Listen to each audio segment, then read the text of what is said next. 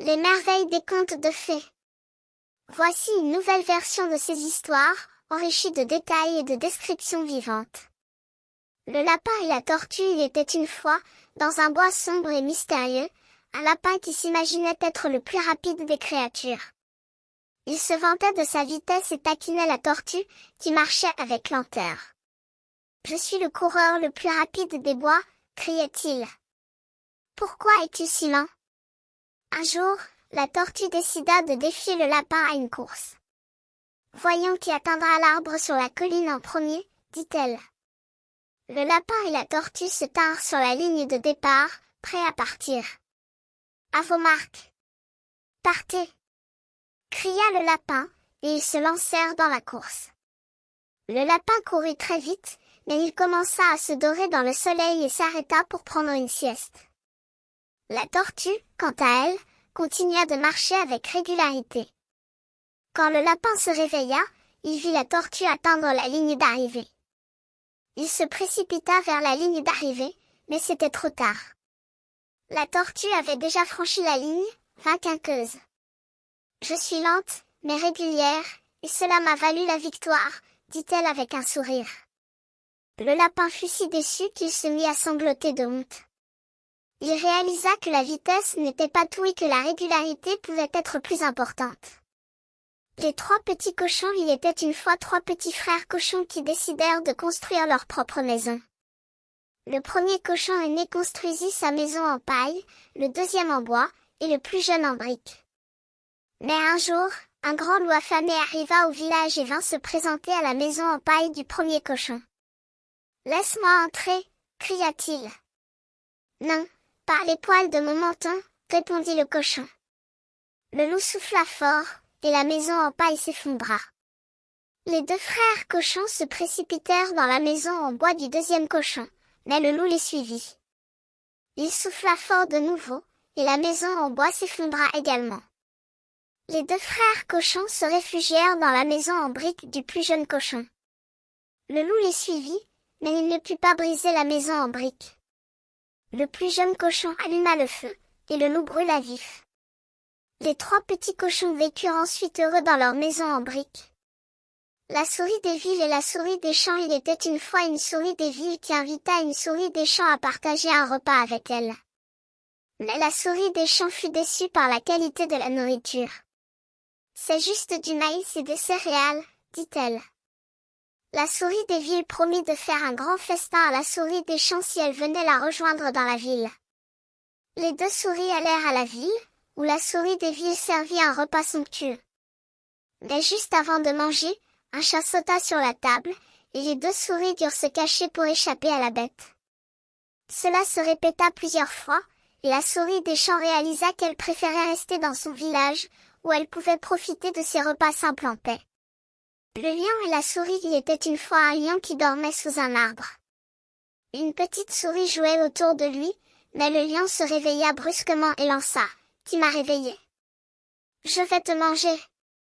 La souris supplia le lion de la laisser partir, promettant de l'aider un jour. Le lion éclata de rire et laissa partir la souris. Le lendemain, le lion se fit prendre dans un piège. La souris qui avait vu ça courut vers le lion et le libéra. Le lion et la souris devinrent ainsi les meilleurs amis. Loi qui pondent des œufs d'or. Il était une fois un pauvre homme qui acheta une oie au marché. Il pensait qu'il pourrait manger un œuf d'oie tous les jours. Mais l'oie pondait chaque jour un œuf d'or, ce qui fit fortune au pauvre homme. Un jour, le pauvre homme se dit « J'ai hâte de devenir riche. Je vais sortir tous les œufs à la fois. » Mais il ouvrit le ventre de l'oie et n'y trouva plus aucun œuf. L'oie qui avait pondu les œufs d'or était morte, et le pauvre homme était redevenu pauvre. Le vilain petit canard. Il était une fois une canne qui attendait que ses œufs éclosent. Mais un œuf était plus gros et plus brun que les autres. Quand il éclosa, un grand oiseau les sortit de l'œuf. La canne et les autres canetons se moquèrent du vilain petit canard. Le vilain petit canard se sentit très triste et décida de partir chercher une nouvelle famille qui pourrait l'aimer. Il marcha et marcha jusqu'à ce qu'il rencontre une famille d'oies. Mais les oies le renvoyèrent, disant « Tu es trop laid. Le vilain petit canard se sentit si malheureux qu'il décida de partir à nouveau. Il marcha et marcha jusqu'à ce qu'il rencontre une famille de cygnes. Mais le cygne gracieux qui s'approcha du vilain petit canard dit « Oh, comme tu es beau!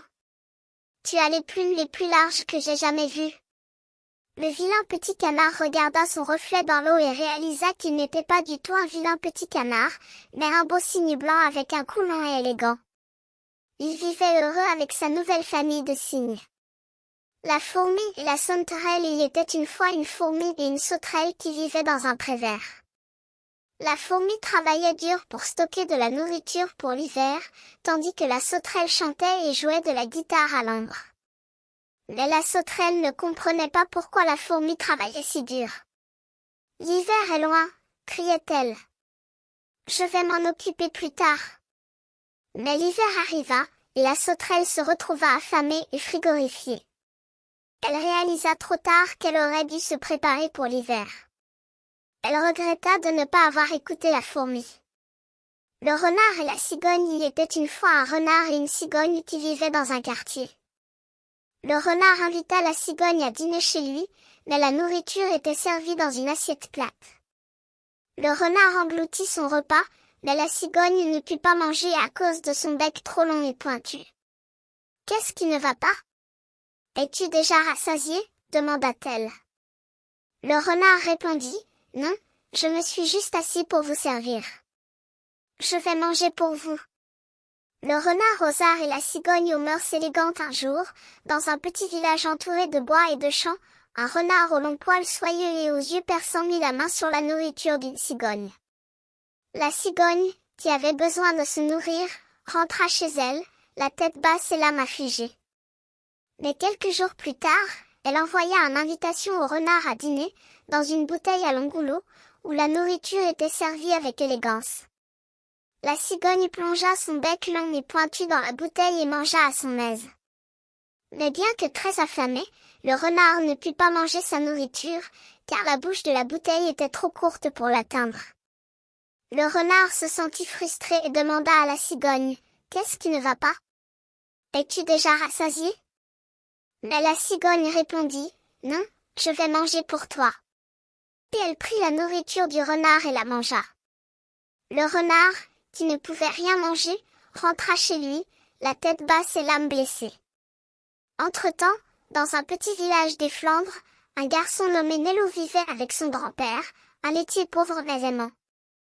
Nello avait une gentille petite amie, Elias, mais le père d'Elias détestait Nello et le lui interdisait de jouer avec lui. Le grand-père de Nello tomba malade et Nello dut prendre son poste de travail, ce qui était difficile pour lui. Il rêvait de devenir un grand peintre comme Rubens, mais il échoua à gagner un prix lors d'une exposition d'art local. Quand son grand-père décéda, Nello fut expulsé de sa maison et dut aller prendre refuge chez Elias. Mais les poubelles de la maison d'Héloïse saignèrent et Nello fut reçu à bras ouverts par la famille. Il était heureux de revoir son ami Patrache, mais ils avaient froid et faim et finirent par s'effondrer à la mort face à un grand tableau de Rubens. Histoire de fée, le loup et les 7 petites chèvres. 7 chèvres et une chèvre vivaient heureuses dans une cabane isolée. Un jour, la chèvre mère quitta la cabane et fit une recommandation à ses petits, n'ouvrez pas la porte à personne. Les petits chèvres répondirent, ne vous inquiétez pas, mère. Mais peu de temps après, un loup vint à la cabane et frappa à la porte. Les enfants répondirent, votre mère est là, ouvrez la porte. Mais la plus jeune chèvre cria, non, regardez ces pieds noirs sous la porte, ce n'est pas maman. Le loup, surpris par la réponse, versa du blanchiment sur ses pieds. Les enfants répondirent, oh, ça doit être une maman. Les chèvres ouvrirent la porte et le loup entra, avalant les chèvres un par un. Après le départ du loup, la mère chèvre revint et découvrit que son petit avait disparu. Elle partit à la recherche du loup et le trouva endormi. Elle ouvrit le ventre du loup et sortit tous les chèvres, qui sortirent vivants. Elle remplit le ventre du loup de pierres, quand le loup s'éveilla, il vida le ventre dans un puits profond. Et ainsi, la cigogne aux mœurs élégantes, le renard aux arts et les 7 petites chèvres, ainsi que Nello et Patrache, se retrouvèrent dans un monde où la cruauté et la trahison semblaient régner. Mais la justice et la compassion finirent par l'emporter, et les personnages purent vivre heureux, dans un monde où l'amour et la tolérance triomphaient. Au cœur d'une forêt sombre et mystérieuse, il y avait une petite fille nommée Boucle d'Or, dont les cheveux étaient d'or.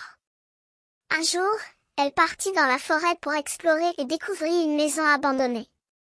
La porte s'ouvrit avec un bruit étrange et Boucle d'Or pénétra à l'intérieur. Elle vit 3 bols de porridge sur une table, sans hésiter, goûta le premier bol. Le goût était délicieux, mais le deuxième bol était trop froid. Elle goûta enfin le 3e bol, et ce fut parfait. Elle finit tout le porridge, ignorant les souvenirs de ceux qui l'avaient préparé.